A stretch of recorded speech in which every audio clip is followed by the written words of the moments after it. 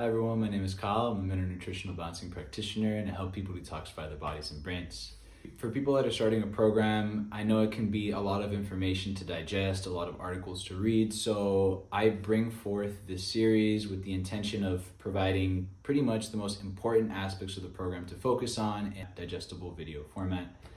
I'm going to break it down into 4 pillars that are really the core parts of the program. This is going to be diet, mindset, lifestyle, and detoxification. This video as well is going to be centered around diet.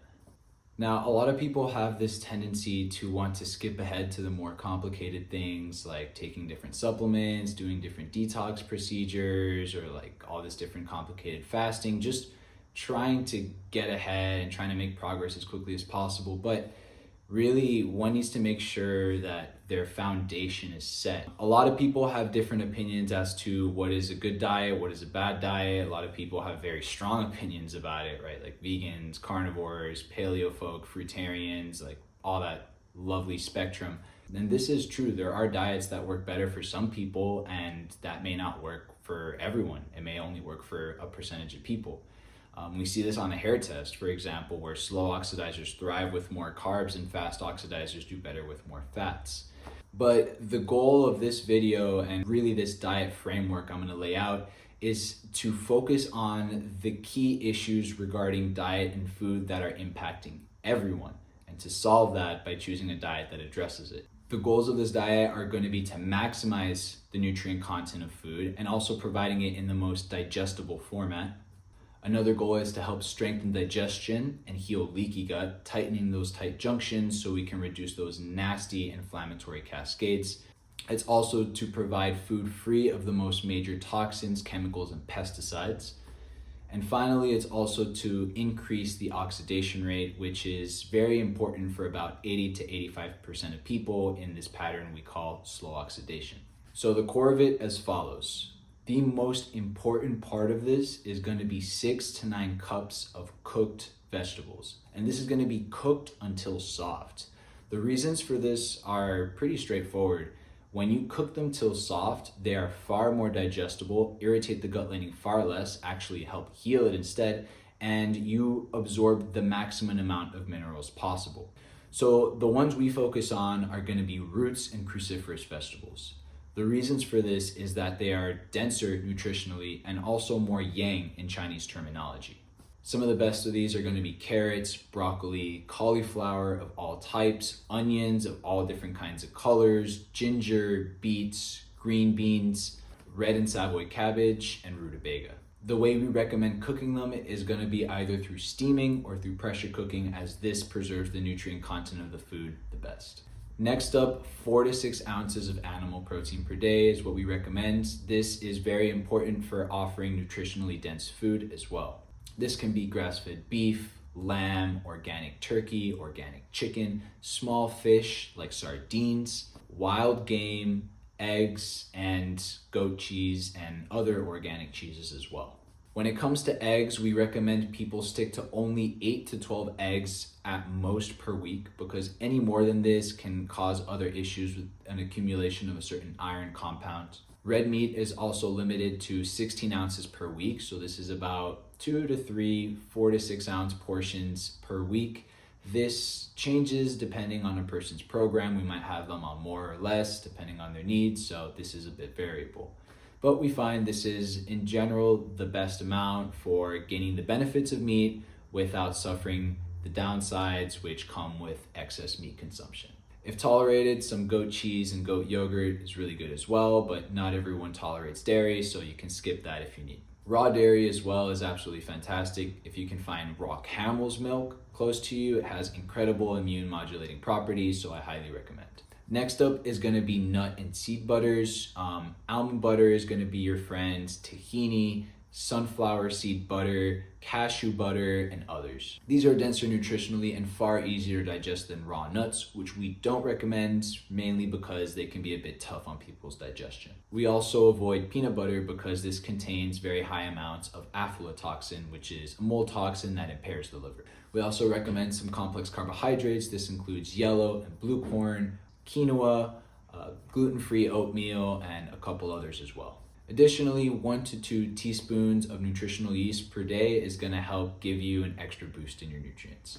Also, there is a food list we consider occasional, which is fine if you have just a couple times a week. These are going to be beans and lentils, and these are again best cooked pressure cooked. This is because pressure cooking reduces the amount of lectins in them and makes them far easier to digest. Rice is something that's very occasional just because it's very high in arsenic today. And gluten-free breads and pastas just to add some variety to your diet so you don't really get so monotonous, but it's good to check the ingredients on them as well and make sure they're quality ingredients. Now, to limit and avoid completely is going to be wheat. So this is like bread and pasta and cookies and that kind of thing. Just because wheat is extremely irritating to the gut lining and can actually create a lot of brain inflammation, which we really want to avoid. It sets people back unnecessarily, and it's just, again, best avoided altogether. Conventional dairy we want to avoid as well. It's just absolutely loaded with toxins. Conventional meat falls into the same category, again, loaded with toxins. Pork has pretty much indestructible parasites in them. It's really, really gross. You just trust, you do not want to eat pork. It's just very gross. We also avoid larger fish due to their mercury content. We've found several times that people who eat large fish even once a week can have very high levels of mercury on their hair tests, so it's very important to avoid that. Try to limit sugar as much as possible. This can be very challenging at first as there can be a yeast die-off when people quit sugar, so wean off of it if you need to. We also suggest avoiding fruit just because fruit is mainly sugar today and very little nutrition. It's not the fruit that we had maybe 100, 200 years ago. So again, fruit is best avoided. If you're in robust health, it can be treated as a snack and occasional, but it's really not like a health food like many people claim. And finally, this is also very important, avoiding vegetable oils as much as you can. This includes canola oil, sunflower seed oil, rapeseed oil, and many others. These are super, super high in omega-6s, which just completely destroy cell membranes, clog up your mitochondria. It's very messy, it's very destructive, and you really want to replace these with healthy fats like ghee, butter, olive oil, and others.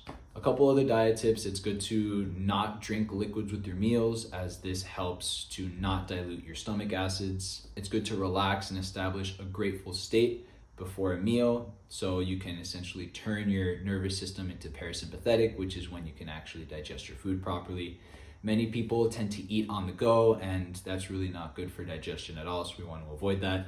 If digestion is very messed up as well, adding a digestive aid like GB3 or oxbile and pancreatin is really important, and maybe getting on gut healers as well, depending on the severity of it, can be good, like cassia gum and slippery elm bark. In terms of liquids, spring water is going to be the absolute best. Spring water and then followed by carbon filtered tap water. This is just because spring water seems to hydrate the body far better. This may be due to a phenomenon known as exclusion zone water, which is essentially the structure of the water. It just essentially means a higher quality water. We actually want to avoid waters like reverse osmosis, purified water, which is usually just tap water, and artificially alkaline waters, which can add loads of toxins to the water and give us forms of minerals that we don't need. We also want to make sure we're having at least 8 to 12 cups of water per day. This really alone can completely change your health because most people are not drinking enough water. They're usually just drinking way too much coffee and way too much alcohol and way too much sugar and not enough water, and they end up extremely dehydrated, and that's a big reason why they're tired. Distilled water can be used for short periods of time during healing reactions, so keep that in mind. Also, maximum 1 cup of coffee per day is what we suggest. This is just because too much coffee can keep you from relaxing and settling down, and you really need to be in a relaxed state to heal properly. Herbal teas are okay, and we also want to avoid sugary juices like soda pop, orange juice, fruit juices, all that stuff. It's really just sugar, and it's not really adding any nutritional value. The only exception is a couple cups of carrot juice per day. This is far lower in sugar and very high in different nutrients that are really good for us. Well, that's about it. If you're working with me already, I probably already sent you a condensed PDF food list that you can reference, but if you aren't, you can reference the video whenever you need to just gain insight as to how we structure the diet for maximum mineral nutrition, minimal toxicity, and maximum detoxification. Well, thank you so much for listening. I'll catch you guys in the next video.